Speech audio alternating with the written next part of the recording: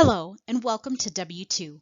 In this video, we will go over how to complete your employment search logs. For the first few slides, we will go over information that is necessary for all W-2 attendance logs. From there, we will move on to the specifics for the employment search log. First, let's go over some basics for all attendance logs. Logs should be completed in blue or black ink or typed. You may have done everything perfectly, but if the ink is too light for us to read, we cannot give you credit. There are different ways to submit your attendance. In person, check with your case manager if your location is accepting attendance logs and verification in person.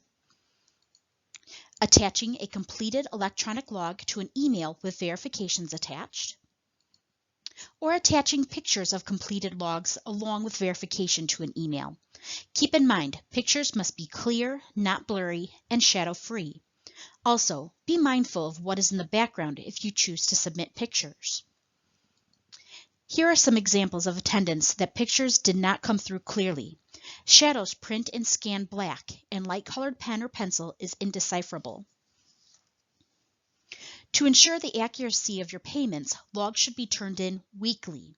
Turning in logs for an entire pay period may result in attendance not being processed timely, resulting in sanctions to your check. At the top of your log, there is some key information. This is necessary so W-2 staff knows who to give credit to. Your case manager may have filled in all of this information for you. If not, you will need to do so. If you have questions about identifying information such as case number or PIN, please reach out to your case manager for this information. The top right-hand corner has the QR code that brought you to this training. And the final component on the top section is dates. The W-2 week runs from Sunday to Saturday. You may have completed your activities Monday through Friday or any combination of days in a given calendar week. Your log should include the dates in which activities were completed. There are a few more similarities that you will see on all activity logs. For each activity, you must mark the date. Please circle or highlight the day of the week you completed the activity along with entering the date. Your case manager will assign activities to be completed on specific days. In order for you to receive credit, W-2 staff must document what activities were completed on each day. Documenting the day and date on your logs will ensure accuracy of the tracking. Accurately tracking the time you spent on each activity is also important. Remember, you are assigned a certain number of hours each day. In W-2, we track in real time, so specifics need to be documented. Real time means we must count down to the last minute. Many will say that they just can't figure out the time. Math is not their thing. That's okay. The best tool is Google. A quick Google search of how much time between this time and this time will result in the information you need to accurately fill in this part of your log. Please talk with your case manager if you're struggling with getting this piece filled in. Another thing that is on all attendance logs is the activity information and details. We'll take a look at the specifics in a future slide. The final piece that is on all attendance logs is the signature line. A physical or electronic signature is your assurance that the things documented are true and accurate. The employment search log is two-sided. Each side has you tracking two different kinds of information. We'll take a closer look at each side in just a second. Please keep in mind, employment search does not mean just filling out applications.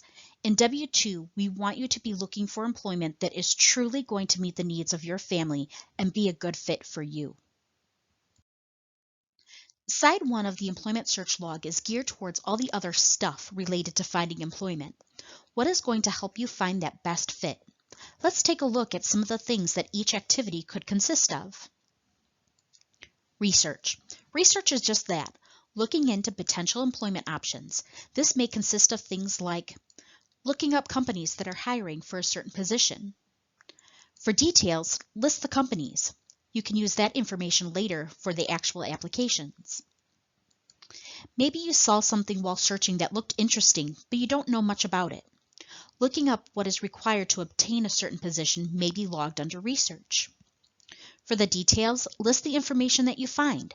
Your case manager may be able to help connect you to resources to help complete training or certifications. You may be looking for employment in a certain area or on the bus line. Look specifically in that area. Document the businesses that you find. Note whether they are currently hiring or if you would like to do a cold call to that business. Keep in mind, all of this should not be documented as one activity.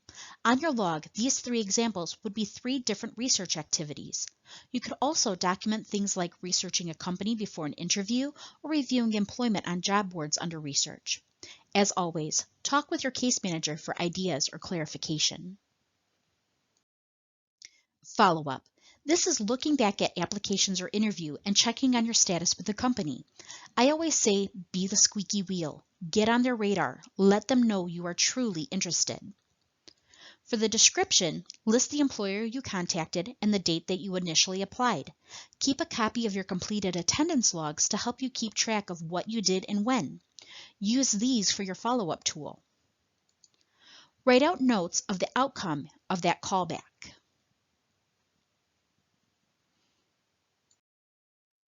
And then we have Other. What other things related to finding employment have you done? Checked email? Created or researched questions to ask with cold calls? Created or researched questions to ask with follow-up calls? Practiced interview questions with a friend or family member? Again, all of these activities would not necessarily be listed as one activity. There are a great number of things that could fall under Other. Just make sure that you are accurately documenting. Now on to the other side of the employment search log. The activities on the second side of the log focus on positions you have applied for and hopefully interview for. Application is just that, the application that you have submitted. And interview, again, just that. Details are not only required, but are great to have so you can look back and see that you applied for this position 2 weeks ago and haven't heard anything. Go check on that application. Contact information tends to catch participants off guard. This could be the job board you applied on, the company website, if you went in person, someone you spoke to. Or you could do your research and have the contact information for who to follow up with when you're ready to make that follow-up call. Additional information is where you would list if you did more than just an application. Maybe you completed an assessment or updated your cover letter. Those are a couple of ideas of what could go here. The final piece on the second side of the employment search log is verification. This is for the office to complete that verification has been received. What do we mean by verification? Let's take a look. Verification is the proof that this position was in fact applied for or the interview took place. Verification should have potential employer, position applied for, date and time of the application submission. All of this information should match what you have on your activity log. One thing that will not be on this part of the log but should be seen on your verification is your name or at the very least your email address. Verification is typically an email. As addressed previously, the verification should have potential employer, position applied for, date and time of the application submission, and your name or email. Many participants will use job boards for their applications. That's fine as long as your verification has all the information necessary.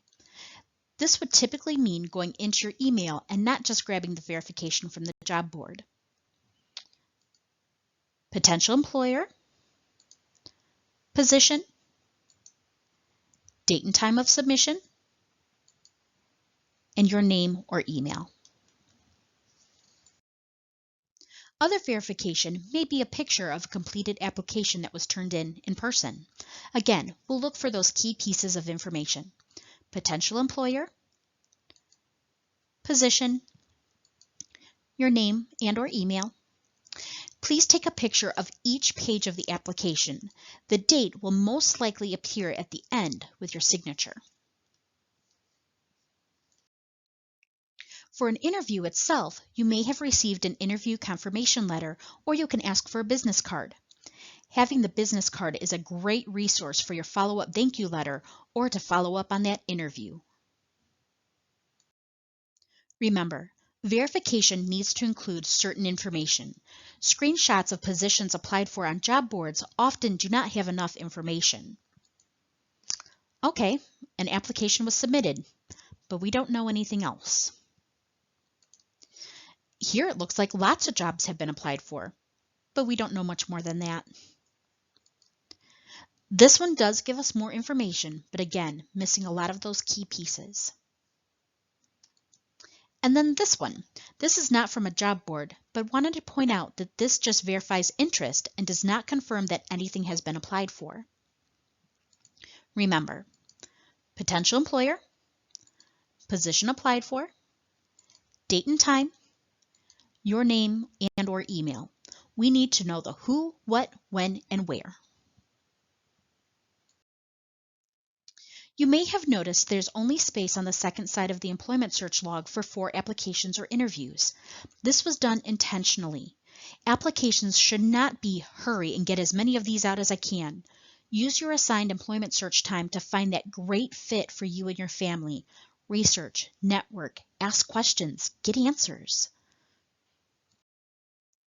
The activity logs are required by the state, but should be a very valuable tool for you.